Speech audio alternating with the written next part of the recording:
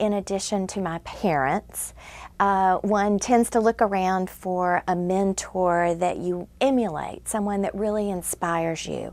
And so, as crazy as it sounds, I chose Sandra Day O'Connor, the first female to be appointed to the U.S. Supreme Court by President Reagan. She was just an incredible woman. First of all, she was an Arizona cowgirl, kind of like me growing up in rural Tennessee, riding horses and having cattle.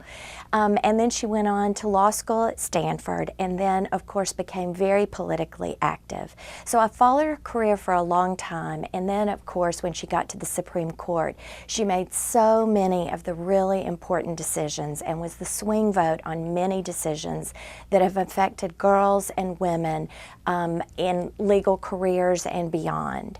So even though I didn't know her, I knew that that was the kind of attorney and judge that I would one day want to be. And amazingly, I was able to meet Justice Sandra Day O'Connor when we both received the Junior League's International Award for Volunteerism. What I loved about Justice O'Connor was that when she came to Washington, she just didn't become a justice on the Supreme Court, but every single week she baked bread and fed the hungry while she was in Washington.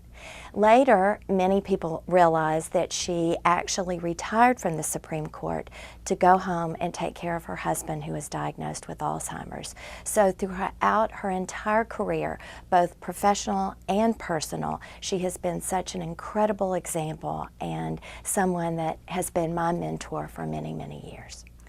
As girls and young women, I think we're always trying to look for a woman to be our mentor, but as we all know, there are many more men in leadership positions than there are women. So many times it ends up being a man, actually, who is the best mentor for you, depending on your career path. For me, I was very lucky. It happened to be our governor, who is now Senator Lamar Alexander. He was one of those people who inspired young people all across our state and now all across the nation. One of his favorite sayings was, find the good and praise it. Another famous Tennessean said that, Alex Haley. One of the things that Lamar always taught us and encouraged us to do was realize that there are a lot of different people, different opinions, and certainly in Washington, you need to realize that we need to look for those opportunities to reach across the aisle in bipartisan ways. We often, as women, worry about the glass ceiling. One of my friends has actually written a book that says it's not about the glass ceiling, it's really about the sticky floor. So what we as women need to do is realize that there are challenges. Life is difficult.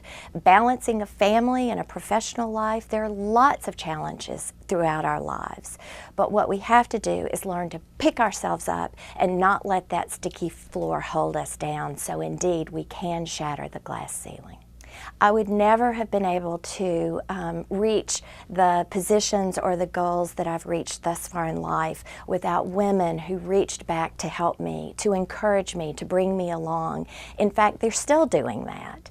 So I think that one of the most important things that we can do as women, either in professional life or in appointed positions or in politics, in leadership positions at any level, is to reach back. Be sure that you are looking out for younger women, that you're inspiring younger women, that you're taking time to volunteer.